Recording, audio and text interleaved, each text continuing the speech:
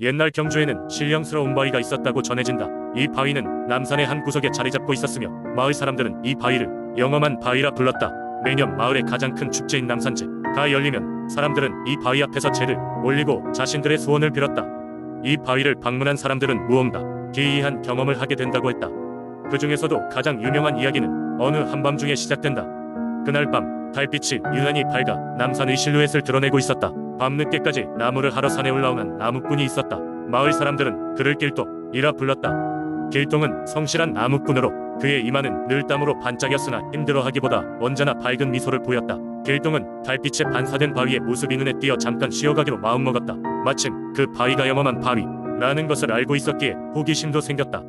그는 바위 앞으로 가서 꿇어앉아 제발 우리 가정에 무사함과 번영을 주소서라는 소원을 빌었다. 그런데 그 순간 신비로운 일이 벌어졌다. 바위에서 유례없는 푸른 빛이 새어나오더니 길동의 몸을 감쌌다. 깜짝 놀란 길동은 겁에 질렸으나 그 빛이 따뜻하게 감싸며 안락함을 주는 것을 느끼고는 안도했다. 그러자 바위의 그림자가 점점 커지더니 곧 길동이 앞에 웅장한 노인의 모습이 나타났다. 노인은 은빛 수염이 가슴까지 내려왔고 손에는 기다란 지팡이를 들고 있었다. 눈은 땅끝까지 무엇이든 바라볼 수 있는 듯했다. 노인은 길동을 흐뭇한 미소로 바라보며 말했다. 진실된 마음으로 소원을 빌었기에 너의 바람을 들어주겠다. 하지만 대가 없이는 아무것도 얻을 수 없는 법, 너의 시간을 조금 빌려야겠다. 길동은 잠시 망설였지만 가족의 행복을 위해 승낙했다. 노인은 길동의 머리에 손을 얹으며 무언가 주문을 외웠다. 그 후 길동은 마을로 돌아와 가족과 더불어 행복한 시간을 보냈다. 그의 모든 일이 순조로웠고 마을 사람들은 그들을 축복받은 가족이라며 부러워했다. 하지만 길동은 매년 그 밤이 오면 홀연히 사라졌다. 그 사라진 밤 동안 길동은 이유 없이 피곤함과 졸음 속에서 하루를 보내야 했다. 세월이 흘러 길동은 마음속에서 늘 그 밤을 떠올렸다. 자신이 노인에게 시간의 일부를 빌려준 것인지 생각하게 되었다. 마을 사람들 사이에서 영험한 바위 전설은 입에서 입으로 전해졌고 누구나 바위에서 길동이 경험했던 것 같은 기적을 바랐다. 어느 날 길동은 자신의 마지막 힘을 다해 다시 한번 그 바위를 찾았다. 이번에는 감사의 마음을 전하고자 했다. 그는 바위 앞에서 무릎을 꿇고 나의 소원을 들어주셔서 감사합니다 라고 말했다. 그 순간 바위는 천천히 따스한 빛으로 감싸였다. 그리고 노인의 목소리가 하늘에서 들려왔다. 내 마음속의 진심을 들었으니 이번에는 나의 선물을 받거라. 이제 다시는 시간을 빌리지 않을 테니 자유롭게 살아가거라. 그 후로 길동은 무사히 여생을 보내며 매년 남산제 때마다 바위를 찾아 그 은혜에 감사했다는 얘기가 전해진다. 그의 후손들은 바위의 이야기를 듣고 자랐으며 마을 사람들 역시 경주 남산의 바위에게 늘 감사의 마음을 잊지 않았다. 지금도 죽기 전엔 한번 꼭 바위를 찾아 소원을 빌고 가라는 말이 전해지고 있다. 두 번째 이야기. 옛날 옛적 지금의 상주가 위치한 곳에는 울창한 숲이 펼쳐져 있었다. 이 숲은 많은 동물들과 신비로운 식물들로 가득했지만 사람들에게는 두려움의 대상이기도 했다. 그 이유는 바로 밤도깨비라 불리는 존재들 때문이었다. 전해 내려오는 바에 따르면 밤도깨비는 해가 진 뒤 어스름한 시간에 숲을 돌아다니며 장난을 일삼았다고 한다. 낮에는 평범한 바위나 쓰러진 나무로 변장을 하고 있다가 밤이 되면 그 본 모습을 드러내곤 했다. 사람들은 밤도깨비의 장난을 피하기 위해 해가 지기 전에 숲을 빠져나가야만 했고 혹시라도 마주치게 되면 그들이 던지는 수수께끼를 풀어야만 하룻밤 무사할 수 있었다고 한다. 어느 여름밤 대담한 청년 한 명이 밤도깨비의 소문에 궁금증을 참지 못하고 결국 숲으로 들어가기로 결심했다. 어두운 숲길을 따라 걸어가던 청년은 깊은 숲속에서 촛불처럼 희미한 불빛을 발견했다. 가까이 다가가 보니 도깨비가 모여서 연애를 벌이고 있었다. 대담한 청년은 자신의 존재가 발각될지 모르고 호기심에 이끌려 그들 가까이로 몰래 다가갔다. 하지만 도깨비들은 이미 그 청년의 존재를 알고 있었고 그를 반갑게 맞이하며 연애에 초대했다. 청년은 도깨비들의 장난기가 담긴 웃음소리에 압도되었지만 그들의 제안에 겁먹은 기색 없이 응했다. 도깨비들은 청년에게 즐거운 시간을 보내 동안 많은 재주와 마술을 보여주었다. 용기를 시험해보려 했던 도깨비들은 청년이 과연 그들 사이에서 견딜 수 있을지 보는 것을 즐기고 있었다. 시간이 흐르고 도깨비들은 청년에게 떠나기 전 두 개의 수수께끼를 내주었다. 첫 번째 수수께끼는 어떤 것이 생길 때마다 작아지고 사라지는가? 라는 것이었다.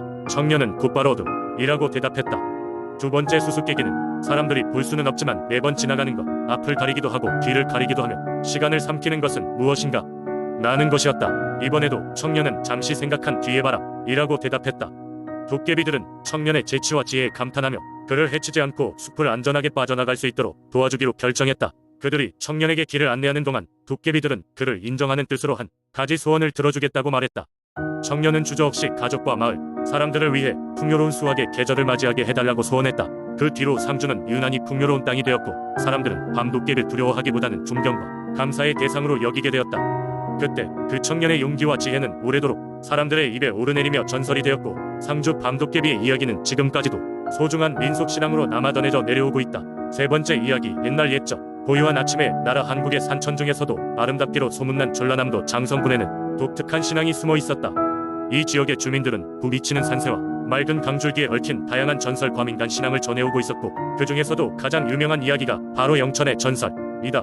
영천은 장성의 깊은 산골짜기에 자리잡은 작은 마을로 마을 한가운데 있는 맑디 맑은 샘물이 솟아나오고 있었다.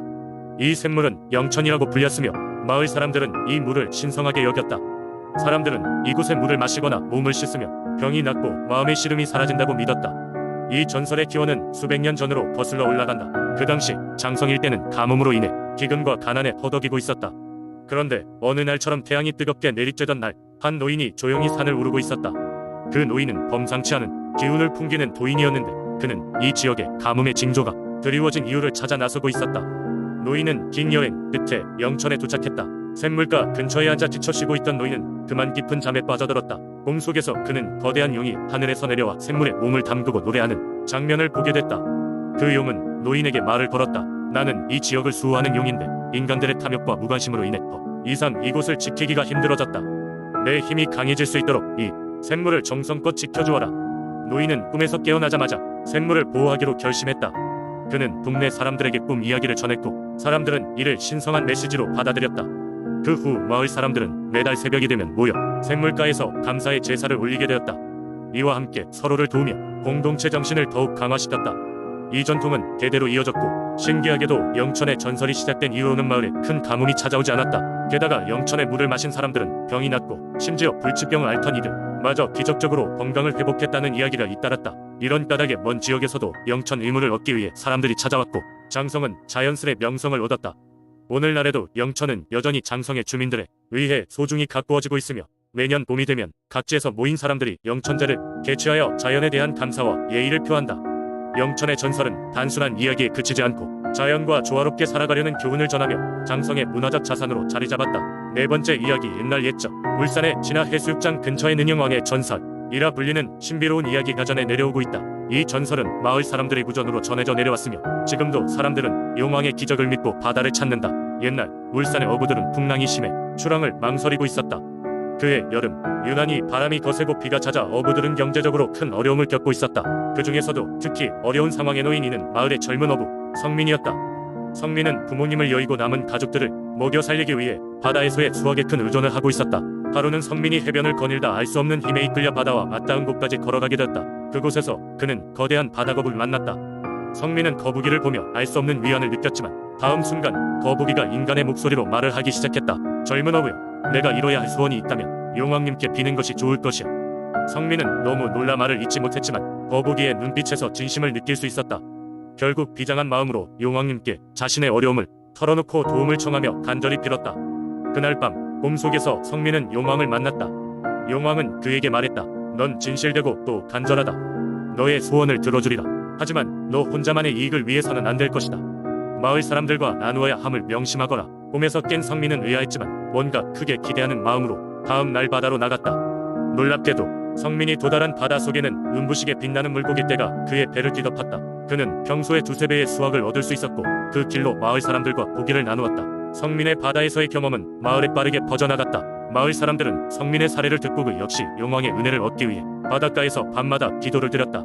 그 이후 마을은 풍요로워졌으며 어부들의 생활은 점차 나아졌다. 세월이 흐른 후 성민은 나이가 들어 이제는 더 이상 바다로 나갈 수 없었지만 그는 마을의 주춧돌 같은 존재로 남아나는 이들과 용왕의 전설을 나누었다. 마을 사람들은 매년 용왕님의 은혜를 기리기 위해 축제를 열었고 그들은 풍요와 바다의 안전을 기원하며 용왕의 감사를 드렸다. 이후로도 진화 해수욕장은 용왕의 해변이라 불리며 많은 이들이 찾는 장소가 되었다.